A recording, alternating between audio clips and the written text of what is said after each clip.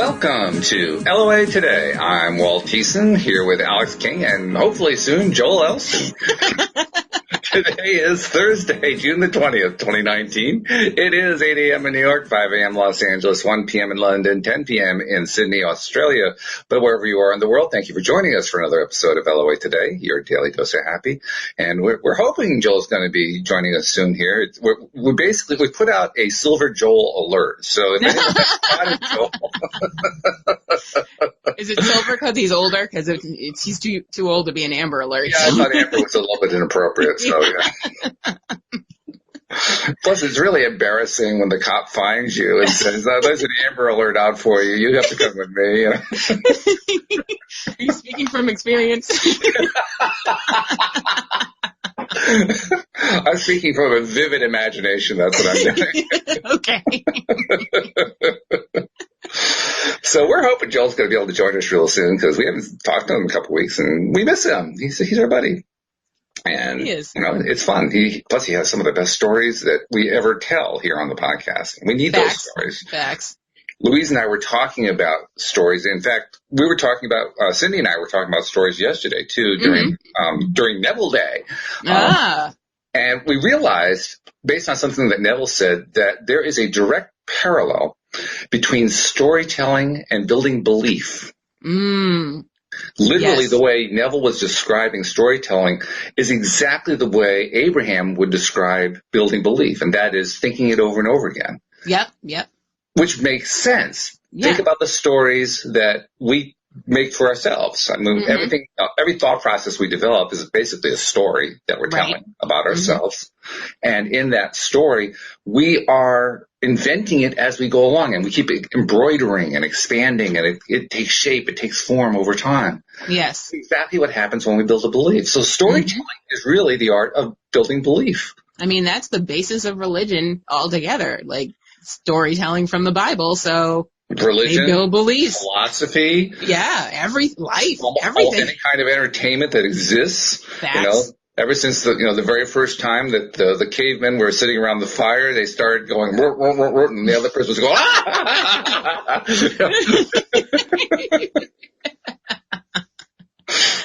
That's true. I mean, I wasn't there, but it's true. You were there. Well, the third day got a little bit boring because they heard the same joke over and over again. So dad jokes in the beginning. Oh, of course. That's one of the ways we have fun around here, right? Telling dad jokes. Yes. Making up a dad joke. And I'm not even a dad, for goodness sake. Did you get my dad joke that I tagged you in the other day? I don't remember what. I think it was it about Airplane, the movie? Oh, yes. I don't even remember it was Don't Call Me Shirley. That was the one. Yeah. Yes. Right. I was like, should I try to memorize it and then tell it to him? Or, no, I'm just going to tag him because it's too long. Yeah, that was cute. Cute. So, well, I don't know what's going to happen with Joel. I don't know if he's going to show up, but, until he comes, why don't we just make up our own topic and just go with it? And sounds like a plan. If he arrives, I'm hoping he does arrive, then, we'll I hope nothing happened to him because this is very unlike so too. Him. Very much. Yeah, normally, I mean, if something is going to stop him from being part of the show, he'll alert me. He'll send me a text or send me a Facebook Messenger message or something, but nothing. So, Joel, wherever you are, we need you. Where are you?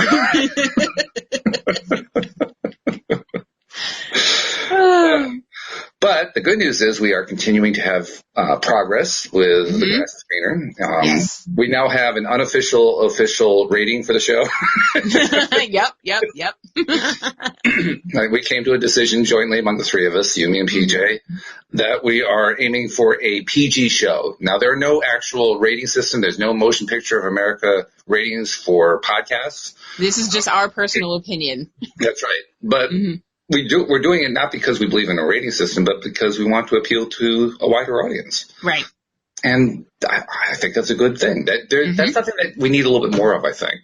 There's been so much aimed at what I'll generically call the R rating, although there are a lot of ratings today. Yeah. That, what about people who are under 18? Yeah. And do we have to come up with some sort of way to justify showing them something that's violent or angry or, highly charged sexual or something in order to show a movie? I mean, really? Yeah. I mean, I'm not saying that they should never be exposed to anything like that, but everyone? I mean, come on. Something's got to break it up. Yeah. You can't actually get to the feel-good part unless you have some sort of influences about feeling good. That's one of the reasons we do this podcast. Exactly. So, yeah, I'm glad we came to that consensus together. And by the way, Charlie Hodge, who's playing our host in the first episode, when I sent him a modified text on the actor release form based on that conversation, he loved it. He said, yes, absolutely. So okay, good. Yeah. As long as we can make him and his wife happy, that'd be great. Yes. So I think we're down to like 2 or 3 actors who haven't done the things we've asked for yet, including our 2 late recruits, our MJ recruit and our Miguel recruit. They're both kind of AWOL so far. Well, I called Miguel. Oh, you did? Yeah, I was like, hey, did you check your email? Because you have an intake form to pass in. Like, you got to check your emails regularly. This is the thing. You're going to get your rehearsal schedules and all that stuff. So I can't call you every time. He's actually got at least 3 or 4 because you actually sent him one about the photo, right? Yes, I did. Yes. So he actually has 4 emails waiting for him. Right. I'm just trying to, because sometimes stuff like this goes automatically into your spam folder, so I'm just making sure that Oh, yeah, happen. That's true. Yeah. Because, so well, hopefully he has, if he has a Gmail account, they're usually pretty good. Yes. No, he's got Yahoo. Oh, God forgive him. I mean, we're Yahoo people. Yahoo is for people who love spam. Facts. I get a lot of spam. I mean, they have literally. Now, I know something about IT and the world of email and websites and so forth. And I tell you, they have absolutely the worst anti-spam system of any provider on the planet, except for one, and that would be AOL. They're actually worse. People are still using AOL? That's a thing? Really? Oh, yeah. Well, the people who are still on AOL are people who are really, really technophobic. They learn one thing and they don't want to have to learn something else. They'll put up with almost anything to not have to learn something else. So, yeah, there are actually a lot of people who are still AOL email users. Wow. And, boy, do I feel sorry for them. Me too. It's just – but, yeah. I can't tell you how many times I have had to deal with email issues that couldn't be delivered to either Yahoo or AOL. Yes. I mean, it's crazy. And what is iCloud? Because Mr. Poe it goes to iCloud, and I tried to email him yesterday, and it bounced back to me. And then I emailed him again, and it went through. iCloud is part of the Apple family. So I knew it. I knew it, yeah. Goddamn fruit phones. Speaking on behalf of the fruit phones, I'd like to say that my fruit phone has lasted 12 years without a hitch. So, well, that's because you don't have any cool stuff on your phone. Like you don't abuse your phone like we do. This is true. But on the other hand, I mean, how many devices last 12 years anymore? I mean, if you don't drop it. I actually have dropped it. Okay, well. And it doesn't have a protective case either. Blasphemy. I'm telling you, it doesn't have it does have a few scratches on the screen, but other than that. You don't have a screen protector either? No. Actually, I don't think they came out back then. I know they had cases. I don't know if they had a screen protector. Yeah, no, I can think of one that had a screen protector at that time, yeah. For the 4? I know, I'm pretty sure they started at the 6. No, I know of one that you could buy. I don't know if it was one of the high-end companies. I can't remember what the names of the companies are, but the ones that became really famous. But I remember seeing one. Oh, I don't do high-end companies. I do Amazon. My phone case was $12.99. I don't know how to tell you this. Amazon is one of the biggest companies on the planet. Well, but it's not. Listen, I don't pay high-end for anything. Okay, okay, I got you. The most I've spent was $75, and this was on 2 different products. One was on my Supernatural jacket, And the second one was, I spent, $69 on, not counting shipping, a dress, a custom-made dress for my best friend's wedding. Okay. All right. Well, I mean, I can understand that, considering how much money people actually spend on weddings. That seems like a reasonable amount. Well, I wasn't even in the wedding. I was just like, this is my best friend and my brother from another mother. I have to look fabulous.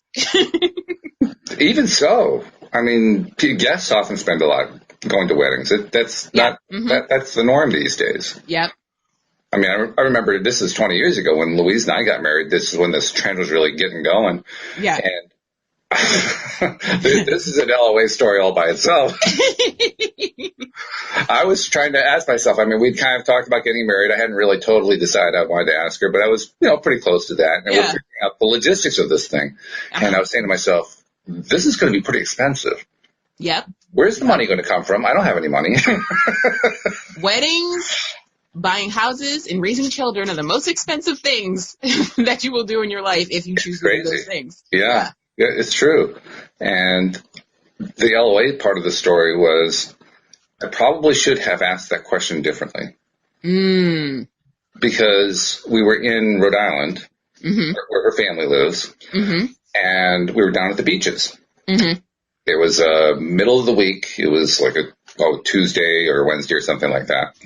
And after being at the beach for a bit and doing some other stuff, having a good time, we were really relaxed, feeling good.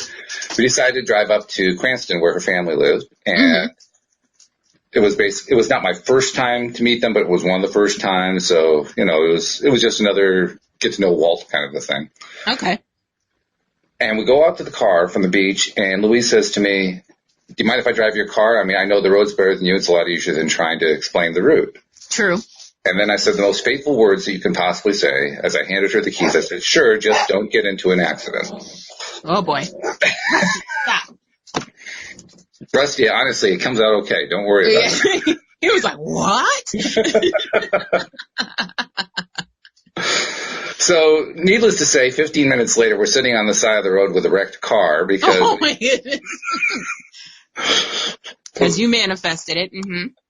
Literally, there was... This is... anybody who knows Rhode Island, Route 2. Route 2 is a fairly well-traveled road. Yeah. And there was nobody on it. Oh. Alex, it was empty because it was the middle of the week on a work day. There was nobody on it. How did y'all get in an accident? A car coming the other direction. We're going this way, and about 100 yards from us, that driver, she pulls in front of us and stops in the middle of our lane. What? And we found out later it's because she wanted to find out if she was in the right place for the wedding. Sir. I mean... Stop it. What a ditz. Anyway... Louise couldn't stop in time. And what could you do? She slams on the brakes. We slam into the car. The car is totaled. Her car is totaled. Yeah. Also, she had a question. And no presence of mind to realize that she was violating our right of way. Right. Hello? Well, anyway, we all end up in the hospital getting x-rays and so forth. Nobody got seriously injured. We had a lot of minor injuries. I mean, my nose got broken when the airbag punched me in the nose, and Louise had I'm sorry, that's a minor injury? Well, it looked bloody, but it really didn't hurt all that much. It was more like being stunned than anything else. It was like, I've been hit with an airbag, so I totally know what you mean. Yeah. Yeah, they come in pretty quick. And Louise had coming in hot. Finger, but no serious injuries. I mean, it wasn't like any of us had to be hospitalized. Right. Okay. So that was good. But anyway, we're waiting to be. I'm on a gurney, and the other driver is on another gurney next to me. And I'm looking at her, and I'm trying to look away, like, no, don't go there. Before I even knew about LOA, I just knew that was going to turn into something. I didn't want to go into it. Finally, she says to me, "So what happened?" Ma'am. And I said, well, you pulled in front of us and stopped in our lane, and we had nowhere to go. And she says, I don't remember that. She's getting her insurance story straight right now. And from that moment, up until that point, I was forgiving. I was unhappy, but, at that point, it's like, me. You are dead, girl. I mean, there's nothing going to, this is going to come out so badly for you. Yes. Oh, my God. I'm glad I wasn't in the car because I would have beat her up. But I also have to give her credit for one thing. She chose the right insurance company. She did. She did. Should I mention the insurance company? Yeah, why not? Sure, why not? Now, of course, I have to try to remember what the actual name is. It's Progressive Insurance. Okay, yeah, they're pretty good. Yeah, they're very good because, well, at least from my perspective, because their rep came out to see me, and the first words out of her mouth were, "We admit that we're at fault." Nice. I said, "Oh, well," and then I could relax, which I'm sure is why she said that. Yeah, she wanted to put you at ease. So I was like, okay, well, then this is all going to work out okay. Mm-hmm. That accident paid for the wedding. You know what? Let me recap this story. Okay. So the woman who you crashed into, who was on her way to a wedding. Yes. Mm-hmm. Her stupidness paid for your wedding. Exactly. Great LOA story. Great. Plus a new car. Okay. You know what? And an engagement ring. Okay. So all right. You really can't attract these things. You just have to be a little careful about how you do it. Yeah. The universe is listening at all times. Oh, my goodness. And, of course, this was about, give or take, about 12 years before I had heard about law. No, not that. About 8 years before I heard of law of attraction for the first time. Yeah. So it was going to be a while before I made all the connections. Right. But once I made all the connections, it was an duh moment. I'm like, oh my God. Wow. Yeah, that was crazy. But we had a nice wedding, so that was good. Well, that's great. I'm glad you guys had a nice wedding. Well, it was actually a wedding where we got a lot of compliments from people saying, "You have some of the nicest friends." Aww. And in fact, the way Louise laid out the seating arrangement. Oh my God, that's like the most challenging part of the wedding is the seating arrangement. She did what you're not supposed to do. She grouped at each table, half of the table were my friends and the other half were her friends. So I think that's how it should be done. Everybody gets to know each other. It worked great. Yeah.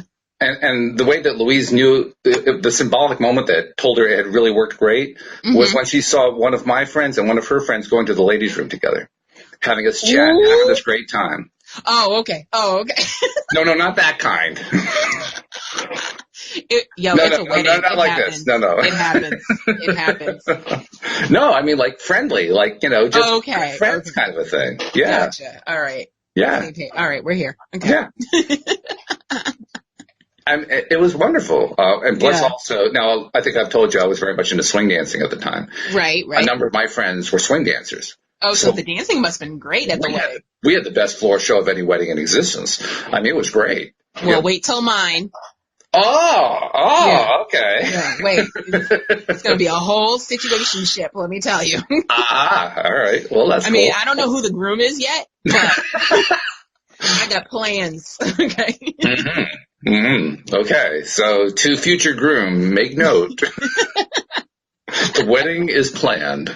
Yes. And actually, I'll put that out as a note to any soon-to-be groom. Mm-hmm. This is your bride-to-be's day. This is not your day. Mm-hmm. Right? Your day is the rest of your lives together. Mm-hmm. And when you find, first of all, that means you do everything you need to do in order to help her have the day that she's always dreamed of. Right. But the other thing that you do is when she starts getting so stressed out that she can't handle it, you remind her, this is just the party. The good part is what comes afterward, where we live the rest of our lives together. Okay. See, that may have worked for y'all before social media. Okay. But nowadays, it's a whole new level of pressure. Okay. Well, yeah, argue for all the pressure you want, and it's yours. I mean, touche.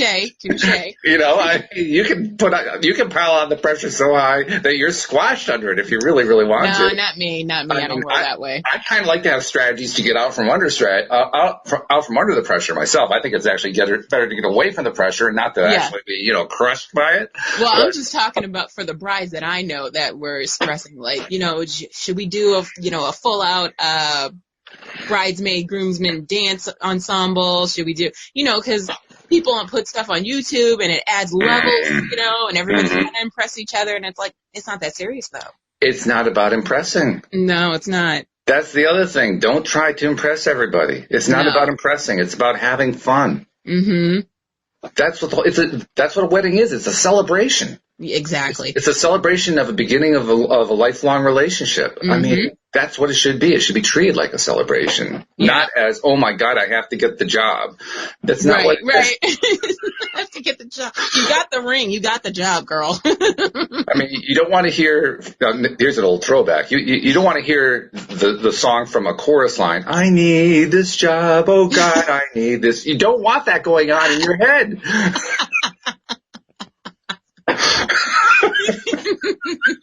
Right?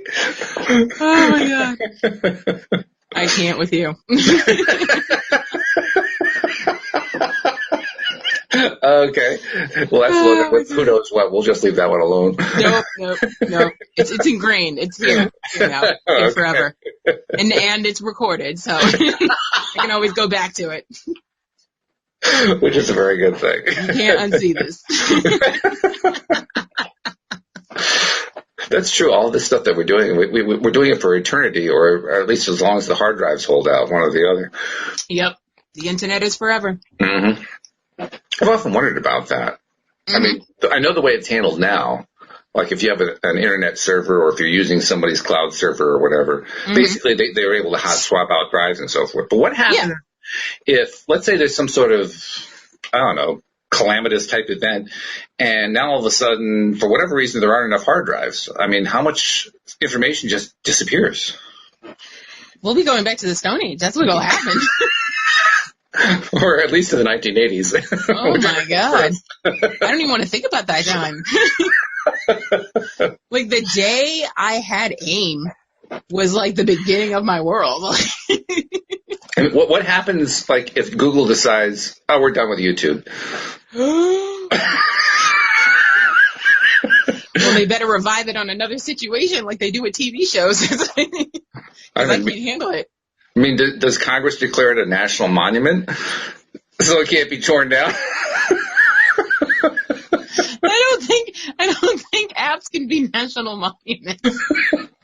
But I wouldn't put anything past a politician. Politicians will declare anything they want to declare. I mean, let's be honest about that. Very true. And it is a cluster fudge these days. So is it a case where they would declare it as an essential life element that can never be destroyed? Yeah, probably. You know? Maybe Trump tried to destroy it. Maybe it becomes a basic human right. My right to I think it should be. Well, that was the argument when they tried to do, what was that thing they were trying to do with the internet? They were trying to monetize. They're trying to monetize the internet. So like you had to pay for certain apps. This is news? This No, but I mean like they were trying to monetize like Facebook and YouTube and like everything that we use for free. The government was trying to say, okay, if you want this, you got to get like basically a cable package for the internet. That's what they were trying to do. Well, that was just to save the telephone companies. Okay. I mean, the telephone companies didn't like the fact they were being knocked out of business by, being able to make your phone calls over the internet.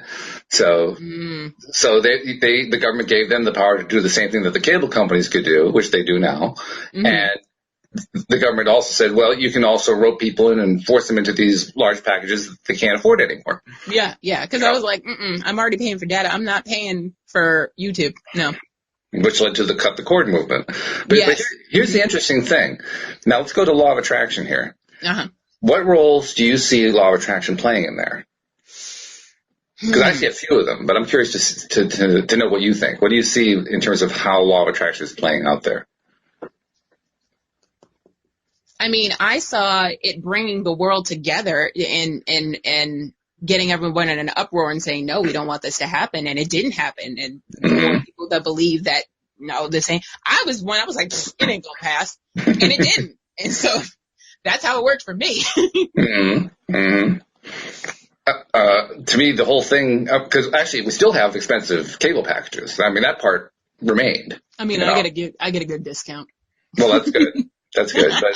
But I've also been with my cable company for like 10 years. So.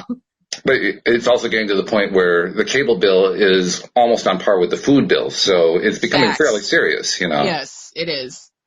But in my life, it's vital, so I'll pay it. You may not have food to eat, but by God, the cable will be there. I may be eating air for dinner, but damn it, I'm watching a good show. And losing weight at the same time. How about that? That's right. That's what I'm saying. My cable company's helping me out in all areas of life. So take my money. Take my money. But that's all law of attraction. Exactly. And that's my point. Yeah. Mm-hmm. So it's very easy for us just to complain about how high cable costs are, right? Yeah. Yeah. But we can also change the way we think about it. Mm-hmm. So, for instance, like, I know you wouldn't do this because you're absolutely addicted to all the things television, but Yes. we're ready to pretty close to cutting the cable cord. A lot of my friends are doing that. A lot of people have done that. Mm-hmm. Yeah. Mm-hmm. And as that happens, and as more and more people focus on that, it has a very real world effect on the cable companies. Mm-hmm. And they're feeling it. They're already seeing signs of it. It's not like the CEOs are at risk of losing their mansions. That's not a risk right now. Right. No, they're doing just fine. There's plenty of profitability, but they are seeing elements toward the downturn. And yeah, they are. like they are concerned. They are concerned, especially with the beginning of Fire 6 coming out. Yeah, that's definitely played a role. I mean, I have a Fire Stick, and I definitely could cut the cord if I really wanted to. Mm-hmm. I don't know why I can't. I think I'm comfortable. You just touched on it. I am complacent. You get into your comfort zone, and in that comfort zone, you don't want to change anything. Yeah. And so where do your thought process go? It goes to, I need to keep the same thing going. And so you do.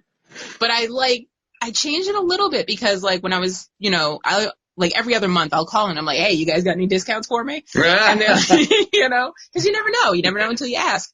And so this last time that they reduced my bill, they were like, well, if you take this package, it doesn't include this channel, this channel, this channel. I think only one of the channels I actually watch. But I was like, I have a Fire Stick. I'll just, watch it on there.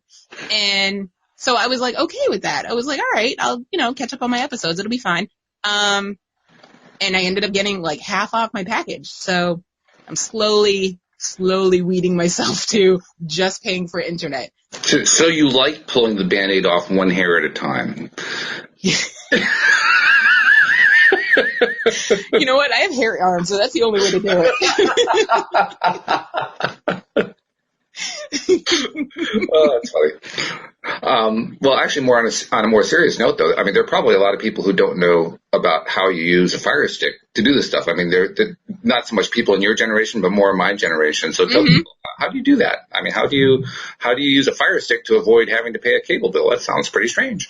I'm gonna prerequisite this with, this is low key illegal. So, but only low key. So, but everybody does it. So it's like, slap on the wrist type of stuff. So, anyway, this is gray market is what this is. This is gray area. Yeah. So it's you go to Amazon, you buy a Fire Stick, or from where you can buy it jailbroken, or you can jailbreak it yourself when you get it. And it's very simple. You gotta explain that term too.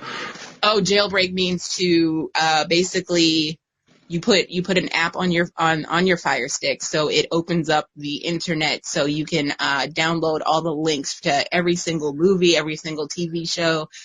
Everything is on there. Like, I have access to Japanese shows if I wanted to. Like, everything is on there. And a Fire Stick, let's also define that too. It's this little thing. It's like about 2 inches long, maybe a little bit less. Mm-hmm. You plug it into your computer in the USB port. No, you plug it into your TV. Oh, you plug it into the TV. Okay. Yeah. Mm-hmm. All right. Yeah. And when you plug it into the TV, it's basically acting like a hard drive for the TV. I mean, it can be, because I have the ability to download the movies if I want to, but I just stream them. So yeah. Because I'm not one to go back and watch a movie again, usually. I mean, I guess my point is that's what the original concept was for a Fire Stick. It wasn't to actually try to beat your cable bill. Yeah, right. Well, they do have, like, the whole thing is it's connected to Amazon. So if you have Amazon Prime, they have, you can watch all your Amazon Prime shows. They also have some channels that are on there, like I think CW's on there, CBS is on there, Fox is on there.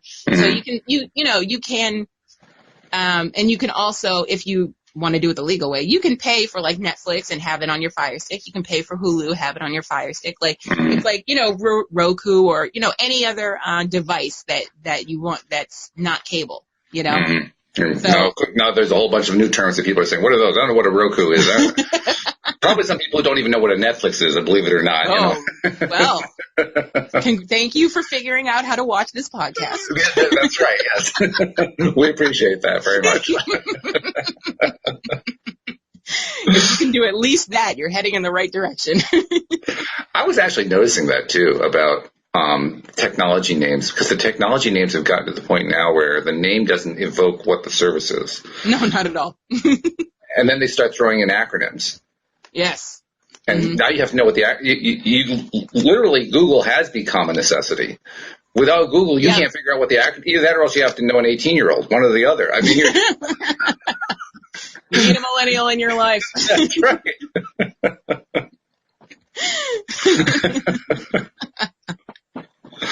But the acronyms are what get me crazy. I mean, at least with the brand names, I can kind of appreciate, okay, they're trying to establish their own brand. But acronyms, like, why are acronyms so important? Which acronym are you? Oh, God, there are so many of them. Well, tied into the TV industry, PVR, and then DVR. Oh, DVR. What is PVR? It's the same thing. What? Personal video recorder as opposed to digital video recorder. It's the same thing. I don't like it. Two different acronyms that mean absolutely no difference at all. I don't like it. But so why was it so necessary to create a second acronym? Yeah. One wasn't enough? But you run into stuff like that all the time, especially if you're in IT. You just see all this stuff. It's like, what were these people thinking? Or maybe it's, what were they smoking? I mean, it could be anything. At this point, it really could be anything. It could be anything. Mushrooms are legal, so in some states. And we're really getting away from law of attraction in one sense, but I'm going to come back to it in a moment. We're all over the place today. We are, yeah. Well, hold on. Let me bring you back to how to jailbreak your Fire Stick. Let me finish. Oh, yes, we didn't finish that. I'm sorry. Because people are like, I'm writing it down, but you stop talking. That's right. You're cute, but I don't know what you're saying. Put your ears back on. Okay, so basically the way I did it was, because I was like, okay, I need a friend who knows how to do this and to walk me through it. And that's how I did it the first time. The guy who's playing Miguel, he jailbroke my Fire Stick the first time. Then he wasn't available when I needed to update it, because back then you needed the app didn't update itself, so you had to update it once it stopped working. Or the link would be the app would be taken down because, like I said, it's low key illegal, so you had to download another one. But now I found one that works for me, and what I did was I just looked it up on YouTube. And and you just follow the directions step by step, and they give you the code to put in and everything, and then See, now there's a whole bunch of YouTube listeners who are really upset because now you've given Google another reason to take YouTube down. I prerequisited the whole conversation, so. No, I'm kidding. There's no way. Asterisk. If people ever tried to take YouTube down, I think it would be the first ever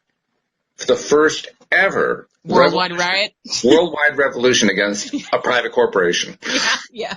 I mean, we're not talking about a protest here. Yeah. No, we're talking about rioting in the streets. We're talking about armies of people, organized into legions. Let my YouTube go. Oh my God.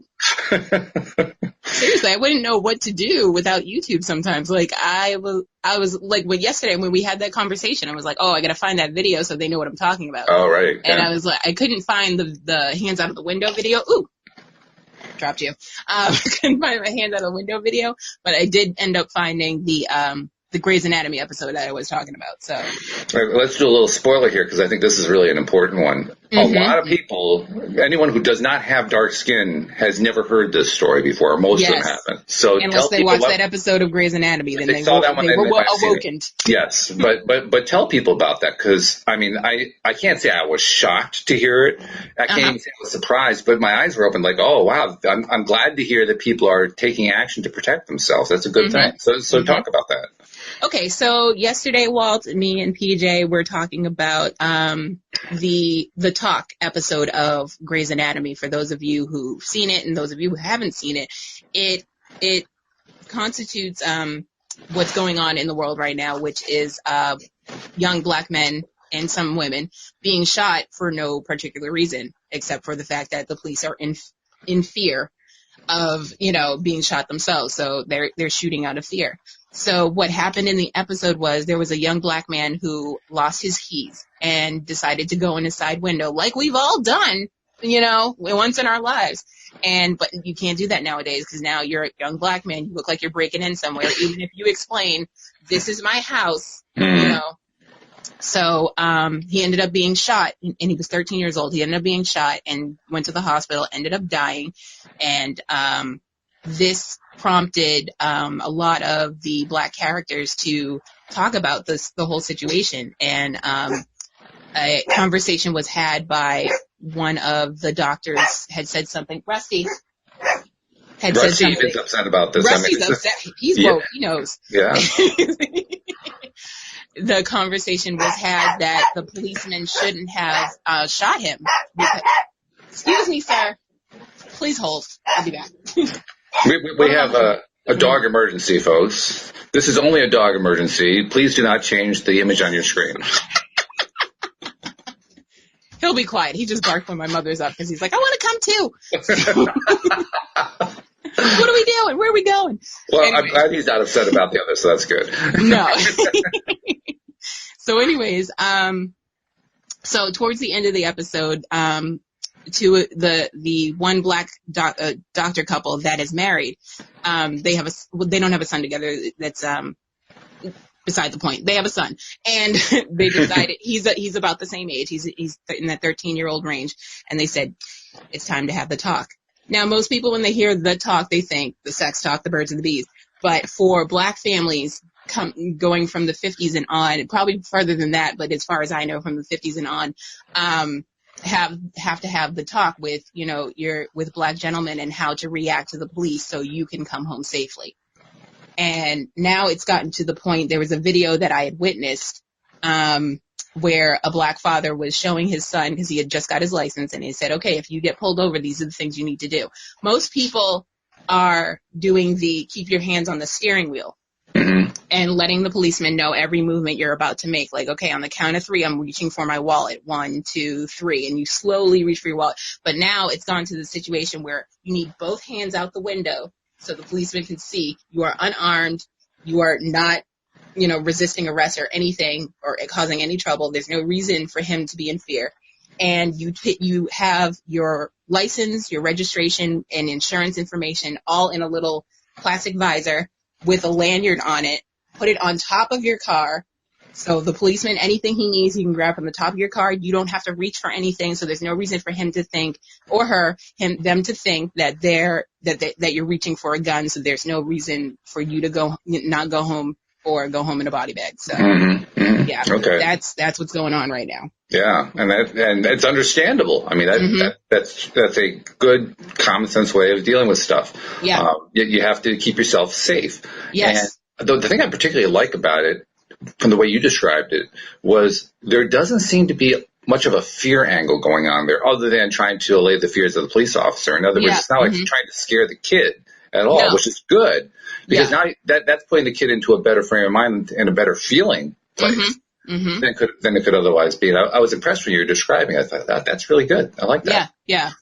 That's why I like that video. I felt, and I should have posted it actually, but when I saw it, because I can't find it anymore. Oh. I liked the fact that that's what was happening, that he was teaching him, live role-playing situation, as opposed to just, talking to him, face to face. But yeah, it was, like I said, I wasn't surprised, but I liked what they did with it. I liked that they put everything on top of the car, and I was like, okay, that's a better situation than the count to 3 with your hands on the steering wheel. Because even with your hands on the steering wheel, you go to reach for anything, the policeman automatically. Yeah. And I'm glad to hear that you say that it goes into a plastic packet, because I kept thinking about that gust of wind. Well, that's what the lanyard and the packet is for, you know. So what is the lanyard attached to? The lanyard is hanging down in your window, so that helps you with the wind. But that's still a quick motion. I mean, if it starts to blow away, you have to reach for it, and all of a sudden your hands are already out the window, so you could be holding on to it. So you could hold on to it. Okay, yeah, that's true. Yeah. So maybe that's part of it. Maybe you put it on the roof of the car, but you hold on to the lanyard so it doesn't fly away. Keep your hands out the window, but put the lanyard on your wrist. Okay, yeah. So that way you're still doing this. Because if you're doing this, I don't know. That's sketchy to me. Well, either one could be. I mean, you can create all kinds of negative scenarios. The point, though, is you're trying to keep it as a positive scenario, as positive as you can make it, which is good. Yeah. And I shouldn't even say positive. I'm trying to get away from positive and negative. It's hard. We're so used to saying positive and negative, you know? True. But it's the preferred scenario. Yes. The preferred scenario is the one where you're feeling better about it. That's good. Yeah. Yeah. But I'm glad that, thanks for telling that story. And we're going to try to include that in an episode of The Grass is Greener to help, pass that message along to everybody. Because everybody needs to know about that. I mean, PJ and I had never heard of that before. Well, that was the thing. This was a very famous episode of Grey's Anatomy because there's millions of people who watch Grey's Anatomy and they have no idea because majority of the people who watch Grey's Anatomy are white. No offense, but no, I'm not offended. I don't even watch Grey's Anatomy. What's the talk? And why does this have to happen? Like they're in the Facebook groups of Grey's Anatomy, people were like, "Why does this have to happen?" I'm like, "Are you watching the news? What do you mean? Why does this have to happen?" Hey, you don't have to watch the news. I mean, I've been avoiding the news. It still seeps through. You can't avoid it. It does. So yeah, it's insane. It's crazy out there, and you gotta, as a black person, you have to take extra steps to make sure you get home alive every day. And that's the value of it. That's why I think it's so good that everybody is hearing about this, and we're going to help pass that word around because it just kind of helps to put into perspective what's really going on, and perhaps even influence for the preferred as opposed to for the positive where we want things to go. I think there's going to be. I mean, I've said this before. I'm not a Trump fan. I'm not a Donald Trump fan. I admire his ability as a deliberate creator. I don't admire his choices at all, but he is very clearly good at attracting into his life what he wants in his life. Yeah. But by the same token, it's also been watching and being a part of a country where Donald Trump plays such a major role has been a bit of an eye-opener for everybody. And I will include the MAGA hat wearers, his supporters. It's an eye-opener for them, too. They may not see it that way yet in the way that I'm referring to it, but it has been. And I fully and completely believe that even though Trump has been doing a lot of things that many people don't like, he is laying groundwork for massive change that he himself would be against. Yes, facts. But he's laying that groundwork in a way that no Democrat could possibly do. Just by providing, this is the way deliberate creation works. We go into the contrast, as Abraham calls it, which is we go into life where there are things that we like and things that we don't like. And by exploring for some period of time the things that we don't like, it becomes really, really clear to us. We don't like that. We want this instead. And that's what's happening here. There's a massive we don't like this going on. So that's why I think to myself, there's going to be a massive we like this instead coming right afterward. Yeah. And when you have that, there's going to be some shifts, seismic shifts going on. So, yeah, there's a lot of stuff going on that I don't particularly like. But I keep looking to that future. I say this future is bright. For example, you can say, when Trump decided that transgender people can't be in the military, that started a whole wave of now transgender rights and transgender living in your truth and transgender everything now. Absolutely. So it's like, see what you're doing? You poke the bear and then you get what you don't want. That's what happens. Right. Well, immigration, I think everybody can agree that's his biggest issue. And for the life of me, I still don't understand what the issue is. I mean, I can on the surface say, yes, I understand that people are upset about people who are in the country illegally. What I don't fully grasp is why they're so upset about that. Yeah. Like, who cares? How is it affecting us? What's the risk? Yeah. And you get a lot of vague arguments. Oh, well, that's how terrorists get in and so forth. But you actually look at the evidence, and the terrorists don't come in that way. No. So, the argument falls apart pretty quickly. But nevertheless, if you take a look at all the school shootings, and if you look at the list of the people who are actually doing the shooting with the semi-automatic weapons that they want to ban, they're all white. Sorry. They're all white. They're all white. None of them are Spanish or any it's other all race. I'm just saying, and none of them are any other race that you're trying to kick out. They're your peoples, okay? So figure that one out. Well, we won't go there because we don't. This isn't about being political. It's just simply it's about trying to observe a trend, and the trend is pretty clear. The trend is, I mean, even in this case that we're describing right here. Mm-hmm.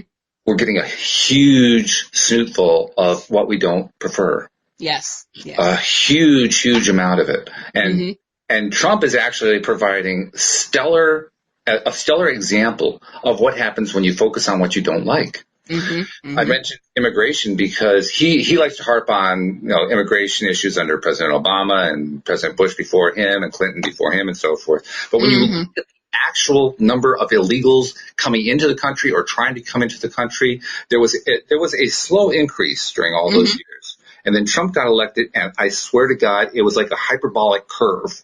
Well, because they're like, this is our last chance. I'm going to get in before they put up the wall. Whatever the reason is, my point is he kept focusing on all these people, all these illegals are trying to break in. And guess what happened? All these illegals tried to break in. Yeah. It wasn't that he was reacting to something that was already happening. He created the situation. Facts. He created it through law of attraction. And that's the part that baffles me a little bit, because he is so good at this. He's so good at attracting what he wants using the law of attraction. And yet, despite that fact, there seem to be some glaring lapses of understanding in his. Yeah, I feel like he doesn't know what he's doing. It's just the way the universe works. I don't think he has a clue about law of attraction. Well, I don't know. These days, you can do almost anything with a photo. So I don't know if this is a genuine photo that I saw, and I haven't been able to find it since then. But I saw a photo of Donald Trump talking to Esther Hicks. Really? Yeah. Now, it could have been a doctored photo. I said, I haven't been able to find it since then. But the suggestion was that Trump had at one point gone to a Hicks workshop. Well, Abraham is who Esther Hicks voices. Right. Abraham is pretty clear on how this works. So either the photo was doctored and Trump has no idea who Esther Hicks really is, or he was there and he wasn't paying attention. I think it was the latter. It could be either one. I could make an argument for either one. All I do know is if he has learned how to do this stuff just by learning it, not by picking it up from Abraham or from Neville Goddard or, Napoleon Hill or whoever else you want to pick, Tony Robbins, I don't care. If he hasn't picked it up from somebody like that, then he's just kind of learned it by osmosis, which can be done. It can be done. And he's learned it through his experience as a crooked real estate dealer. Oh, no, did I say that? Oh, my God. My point is he's learned it. He learned it along the way. He learned it just through doing stuff. Yeah. And yet there's this big gap in his learning. And that intrigues me. It just intrigues me. I mean, we see it in social media. We see people who don't understand that, well, the law of attraction also applies to things that you focus on that you don't like. Because that kind of makes sense. People kind of figure like, well, that's only for when you want to attract something. It's not for when you don't want to attract something. Right. They think that law of attraction is like this magic genie that just grants all your wishes. And in The Secret, it was a magic genie. True. And he was big and purple, and he had this. He was great, actually. He was wonderful. Yeah. I don't know if anybody knows he was also a person of color, but, well, that's another thing. Most genies are. Most genies are. Seriously, because genies are slaves, so. Oh, that's true, yeah. Yeah. That's true. That was a big theme in Aladdin, too. Yep. And I got to ask you, do you like the new Aladdin compared to the old Aladdin? I loved it. Will Smith did his thing. I give him credit for even trying that role. Well, he wasn't sure about it because he was like, "Listen, I can't top Robin Williams. I can't." No, you can't. And then he heard the soundtrack and he saw what he wanted to do with the soundtrack, and then he was like, "Okay, you know what? Good for him. That takes some nerve to do that. Yeah. That's hard to do. That's really hard. What's the young woman who tried to replay Mary Poppins? I can't think what her name is. But, I mean, she took on an iconic role, a major iconic role. And I honestly think she was doomed from the start. There was nothing she could have done. But she did great. She did a great job. It's not like the same situation for Will Smith because he was, going from cartoon to live action. Yes. But Mary Poppins was already live action. She was. Like, you have huge shoes to fill, ma'am. Well, plus also, the Robin Williams role was like one, maybe two generations. The Mary Poppins role was like 6 generations. So no. That much bigger thing. That's true. Yeah, that makes sense. Okay, I see what you're saying. Yeah. So there's a whole lot more people to piss off.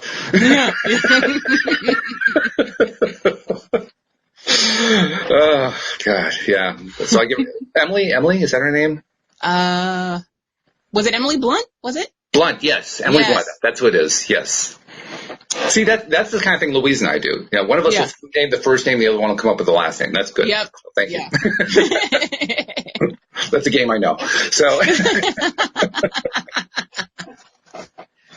I only like her because she's married to John Krasinski, and he went from The Office Jim to this totally hot superstar. Like, I don't know what gym you went to after you finished being Jim, but her, hello. He grew into it, let's put it that way. He sure did. Saw him in The Quiet Place. I was like, what is happening? Okay. Good movie, by the way, The Quiet Place. And Emily Blunt plays his wife in the movie, so I like that part. Oh, okay. I don't even know the title. So we only have a few minutes left, so give us a little movie review. Why not? I wasn't going to watch it originally because the whole movie is silent. So what happened? Oh, no kidding. Yeah, it's I don't know if it's a throwback to silent movies, but like it kind of plays on it. So what happens is it's in the future and there's these aliens that have, encompassed the earth and they're killing everybody off. But the thing is they can't see. They can only hear. So you have to stay completely silent. You can't make any noise. And so the rest of the world has just become accustomed to being completely silent. So everybody learns sign language, You don't wear shoes anywhere. You walk on the softest grass. You don't make any noise. So, like I said, the whole movie's silent. And then we get to the point where Emily Blunt is pregnant. So she's got to give birth. Oh boy. Yeah. How do you do that? Oh yes. Without screaming. Yeah. Mm-hmm. So, I'm not going to spoil it, but that's basically what the movie's about. And it's intense. It's very suspenseful. Yeah. Yeah, that would be intense. No doubt about it. Mm-hmm. Is there a law of attraction moment? I'm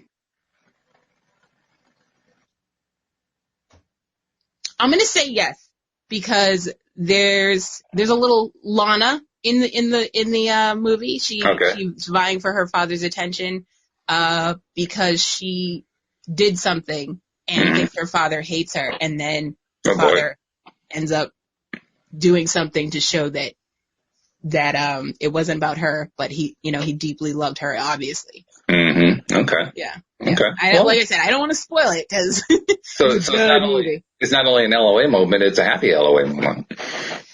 No, it's like sad, but it's like, oh, okay, get it though. I get it. Cathartic, maybe? Yes, definitely. Okay. Mm-hmm. Well, cathartic, I think, has a happy side to it. Yeah. Because there's a tremendous relief whenever there's a catharsis.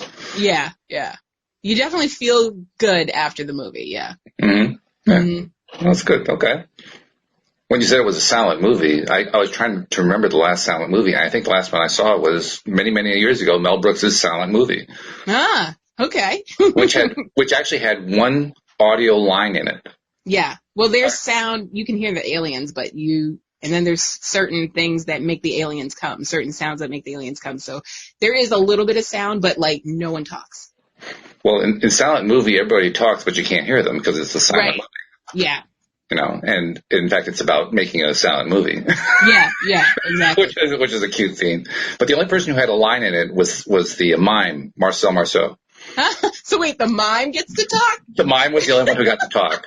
That's hilarious. And it was a one-word sentence because he was invited to be in the silent movie, and he rejected the idea. He said, no. And that was it. That was the only line.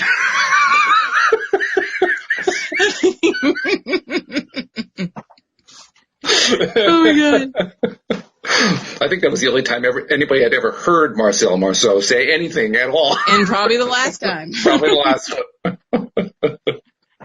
He was a great mime, too. I've often wondered how many of the modern mimes mirrored him or mimicked him, literally. I think probably all of them. Yeah, because he was just brilliant.